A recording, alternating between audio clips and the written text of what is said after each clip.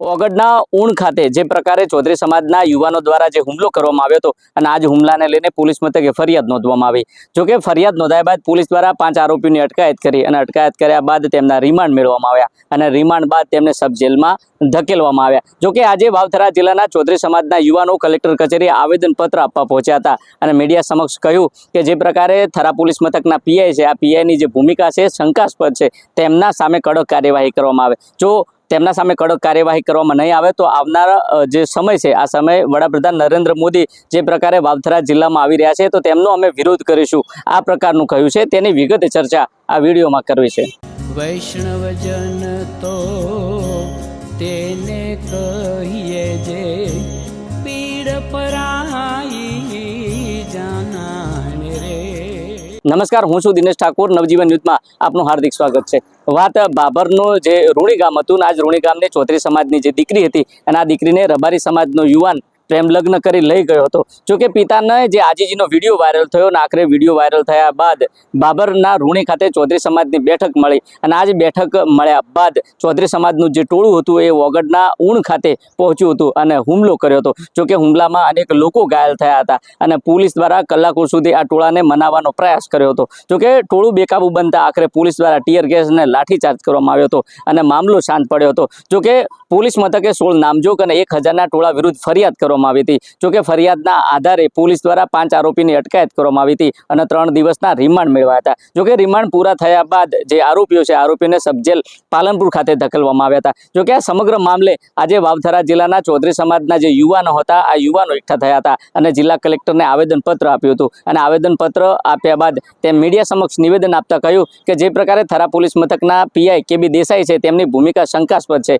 કારણ કે જે કેબી દેસાઈ છે તેમ જે છે તે પુરાવાનો નાશ કરે છે। આ પ્રકારે તેમના ઉપર કડક કાર્યવાહી કરવામાં નહીં આવે તો આવનાર સમયમાં ગાંધીજીના માર્ગે આંદોલન કરવાની ચીમકી આપી છે। વધુમાં જે નરેન્દ્ર મોદીનો આવનાર સમયમાં જે કાર્યક્રમ છે આ કાર્યક્રમ ચૌધરી સમાજના જે ગામો છે આ ગામોમાં બસને પ્રવેશ કરવામાં નહીં આવે તે પ્રકારની ચીમકી આપી છે। જોકે સમગ્ર મામલે આ ચૌધરી સમાજના યુવાનો છે આ યુવાનો શું કહી રહ્યા છે તે પણ તમે સાંભળો। મુદ્દામાં 18 તારીખે જે ઊણ ગામે ઘટના બની તેમાં જે એક પક્ષીય કાર્યવાહી અને જે અન્યાયની લાગણી પોલીસ દ્વારા જે શંકાસ્પદ ભૂમિકા ભજવવામાં આવી તેના વિરુદ્ધ અમારું આવેદનપત્ર હતું।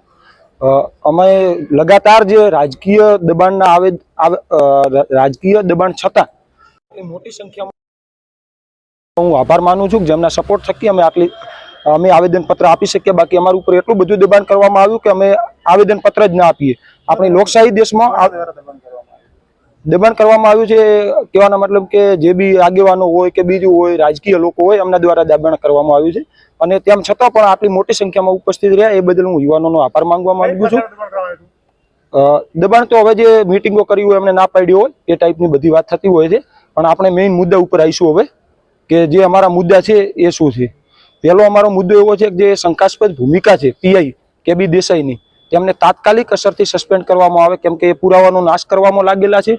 5 દિવસ થઈ ગયા છે, હજી સુધી એમને સસ્પેન્ડ કરવામાં આવ્યા નથી અને એમના ઉપર ખાતાકીય તપાસ કરી અને જો ક્યાંક પણ ગુનો કંઈ દેખાય તો એમના વિરુદ્ધ એક્શન લેવામાં આવે।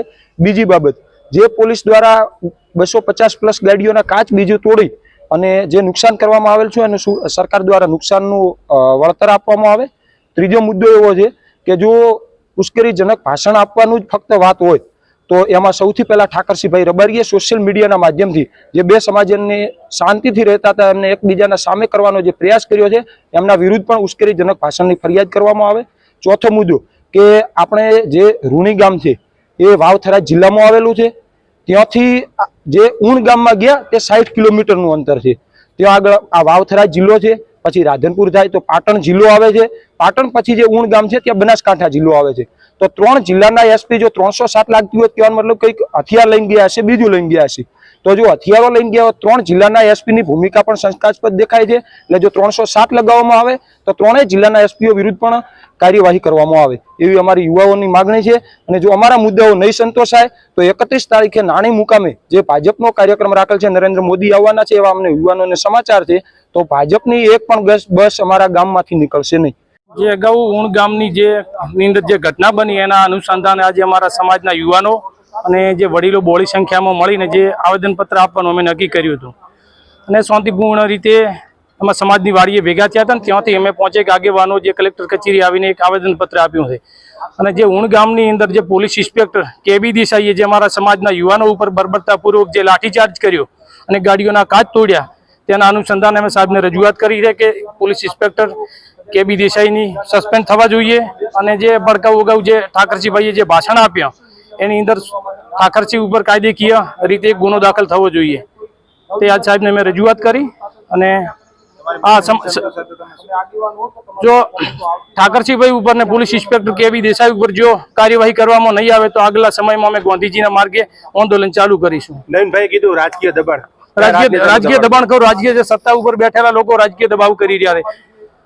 જે સમાજના યુવાનોને જે ધમકીઓ આપી રહ્યા છે કે તમે કોઈ જતા નહીં, આમ કરીશું તેમ કરીશું, નહીં કે રાઇટિંગના ગુનામાં તમને લઈ લઈશું, યુવાનોનો અવાજ દબાવવામાં આવી રહ્યો છે. તમે જો તે પ્રકારે યુવાનોનું કહેવું છે કે થરા પોલીસ મથકના પીઆઈ કેબી દેસાઈ છે તેમની ભૂમિકા શંકાસ્પદ છે, તેમના દ્વારા પુરાવા નાશ કરવામાં આવે છે. ત્યારે બીજી બાજુ જે ચૌધરી સમાજના જે આગેવાનો છે તેમના નામજોગ જે 16 ફરિયાદ નામજોગ દાખલ કરવામાં આવી છે. તે જ રીતના જે ઠાકરસિંહ રબારી છે, ઠાકરસિંહ રબારી દ્વારા પણ ઉશ્કેરાઈજનક ભાષણ કરવામાં આવ્યું છે, તો તેમની સામે ફરિયાદ કેમ નહીં તેને લઈને સવાલ કર્યા છે.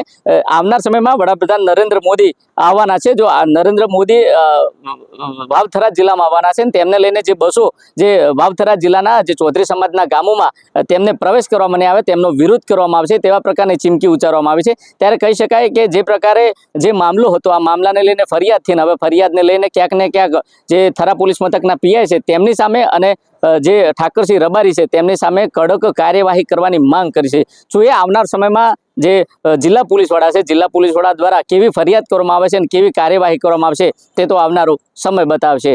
દિનેશ ઠાકોર, નવજીવન ન્યૂઝ, બનાસકાંઠા.